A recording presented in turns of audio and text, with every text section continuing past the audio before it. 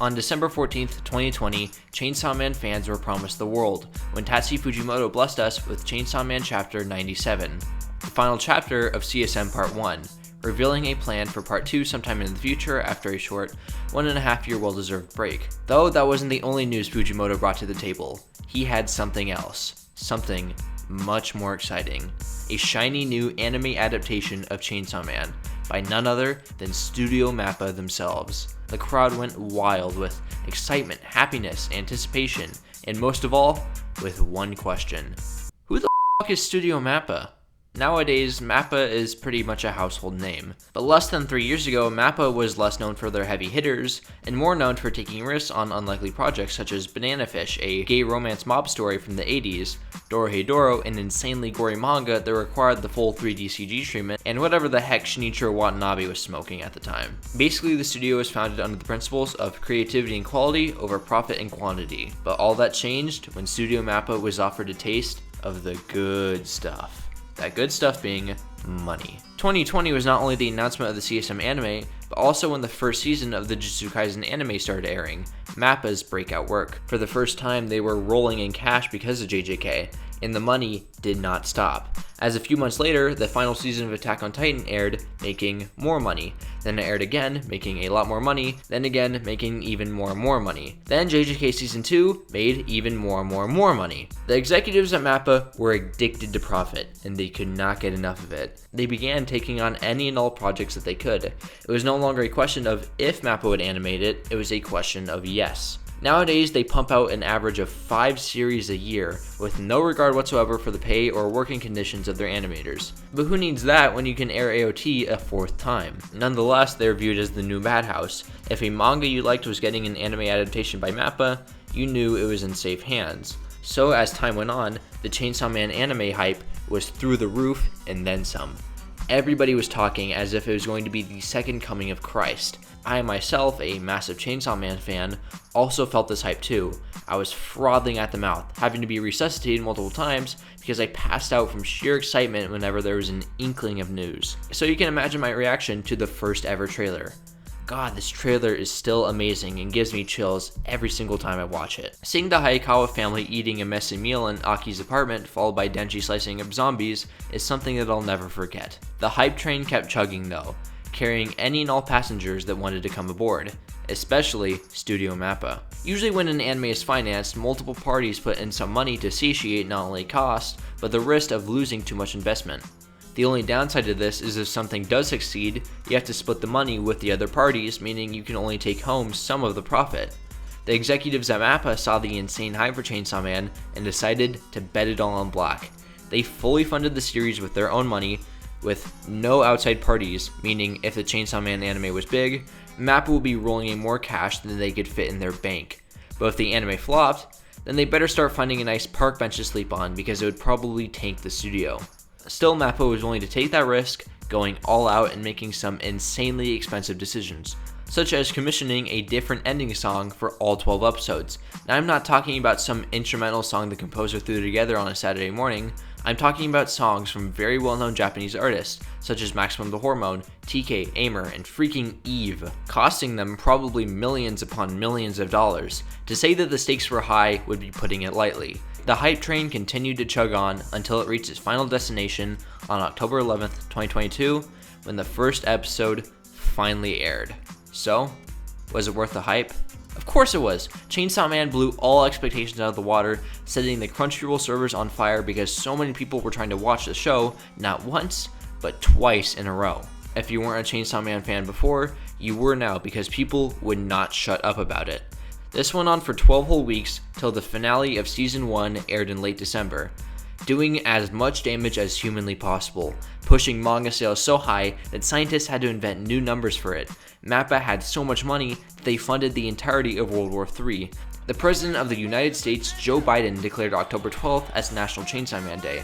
World peace was achieved, Berserk finally got a good anime adaptation, Bloodborne 2 released to critical acclaim, the third impact happened in real life for some reason, and I became the most subscribed channel on YouTube. The end. No, of course none of that unfortunately happened.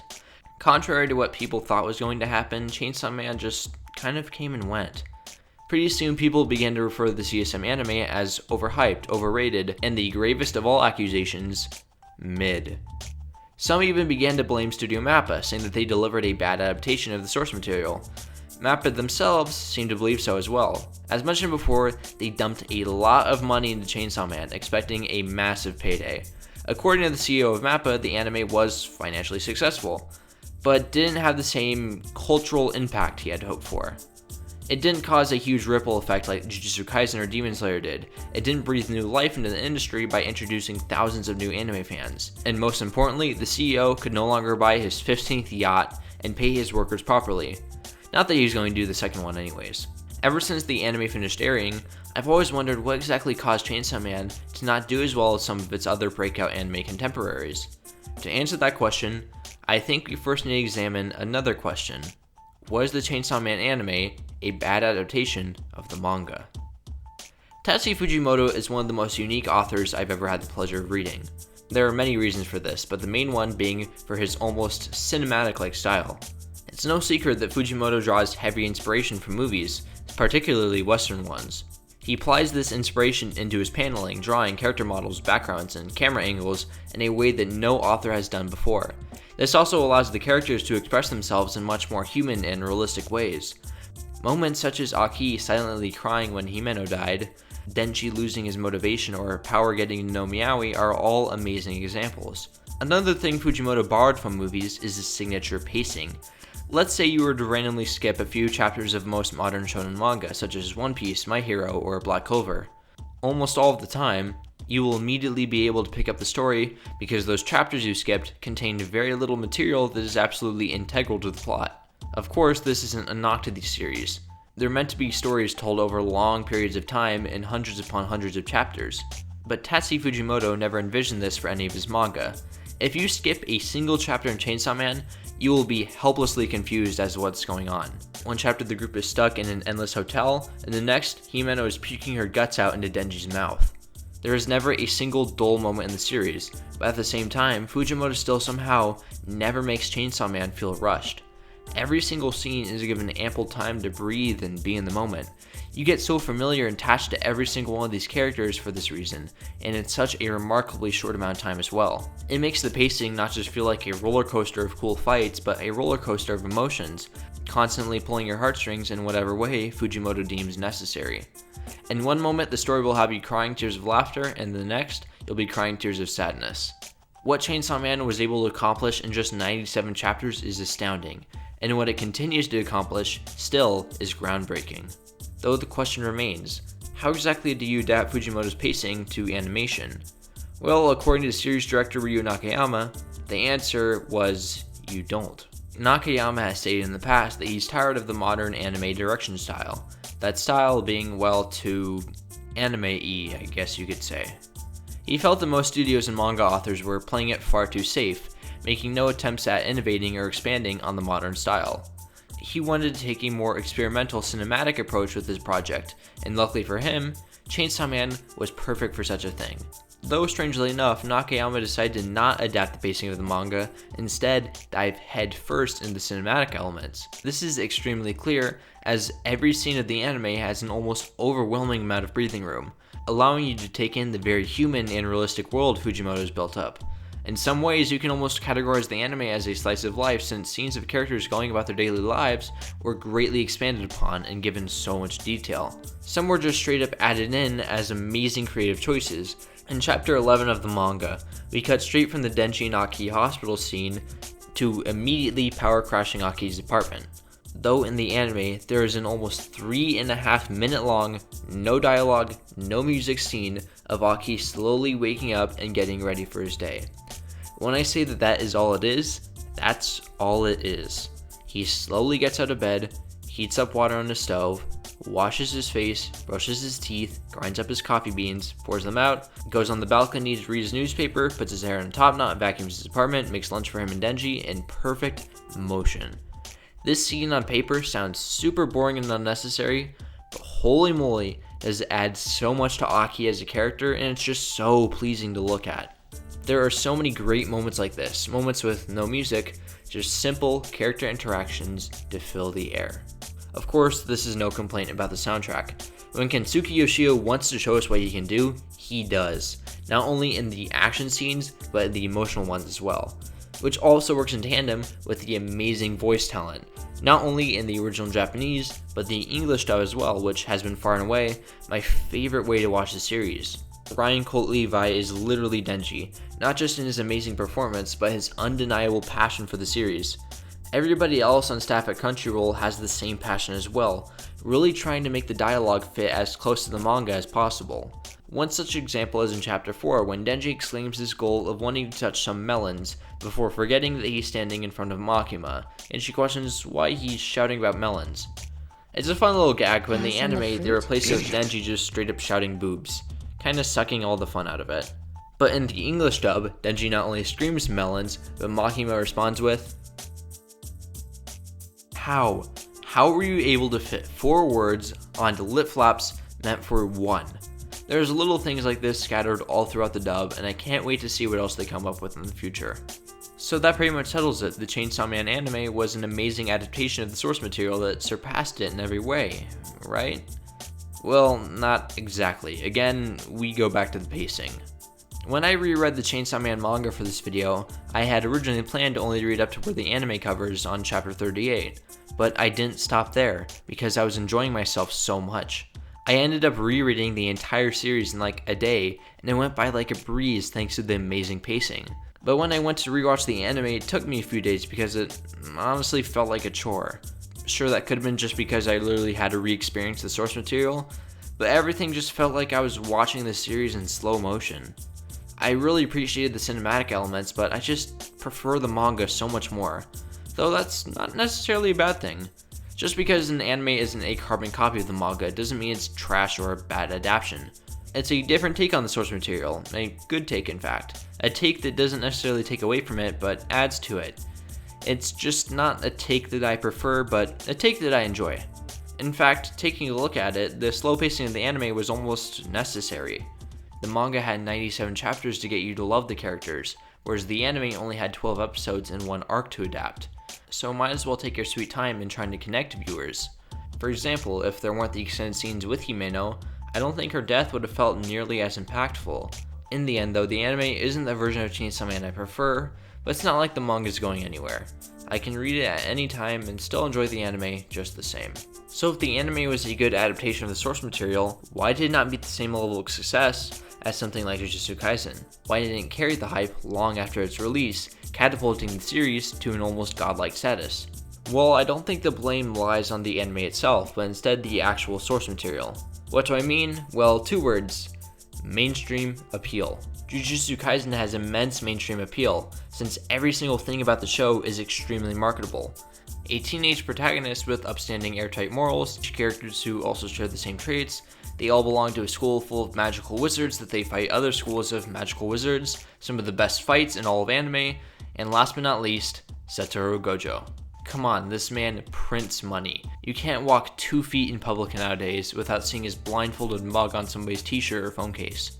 Chainsaw Man, on the other hand, has Denji, a teenager with questionable morals and goals who obtains them, making for some uncomfortable scenes and some just outright gross scenes, such as the aforementioned kiss throw-up scene.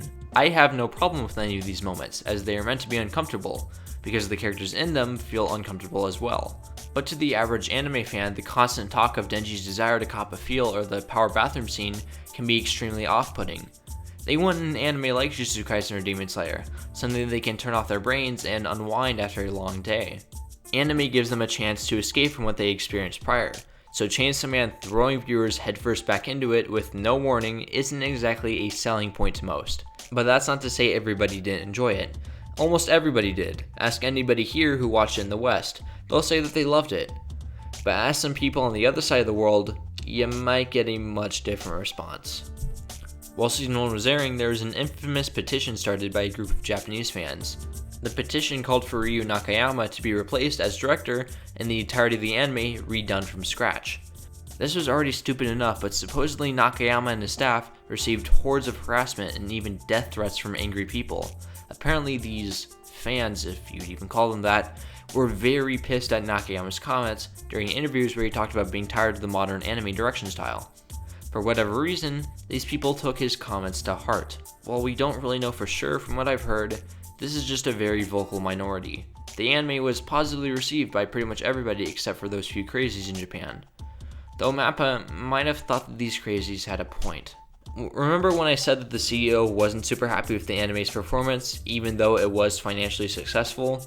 So much so that according to leaks, Nakayama will not be returning to direct Season 2, or what else is to come. This is a huge shame because, again, while I prefer the manga, Nakayama's vision for Chainsaw Man was something that I've never seen done before in any other medium.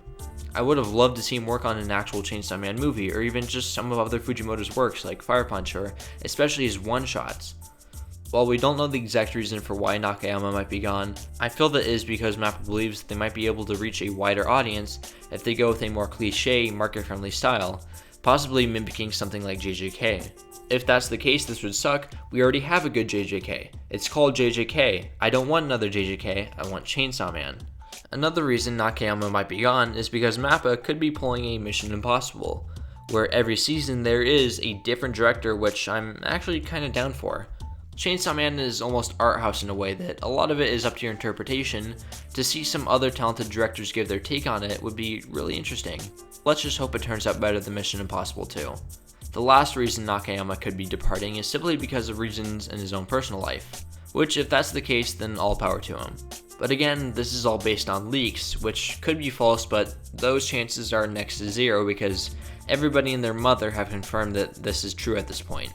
I do feel to some extent that the lack of return investment MAPPA got on the Chainsaw Man anime might be in tandem to the fact that they did bet a little bit too much on its success. For example, I feel that spending probably millions and millions of dollars on 12 different anime ending songs was very unnecessary. All the songs were bangers, but I feel like one or even two would have been more than enough. I seriously doubt MAPPA will ever do something like this again, much less for CSM Season 2. One good thing to come out of this volley of news, though, is the leak that Chainsaw Man will not only be getting Season 2, but a movie as well. The next arc in the Chainsaw Man manga is a very short one, only clocking in at around 14 chapters, with the one after that being very long. Meaning if they were just going to do Season 2, it would probably have to be a much longer episode count to fit everything in. A movie of the next arc would work very nicely, I feel, since it's a very contained story that manages to leave you in an emotional wreck in such an unbelievably short amount of time in classic Fujimoto style. Plus, I think it would make Fujimoto happy to see his work on the big screen. I hope going forward MAPPA gives the proper budget and time to whoever's saddled with Chainsaw Man in the future. Who knows, maybe it'll turn out better for them financially this time. Anyways, that's all I have. I'll see you guys next time. Have a good one.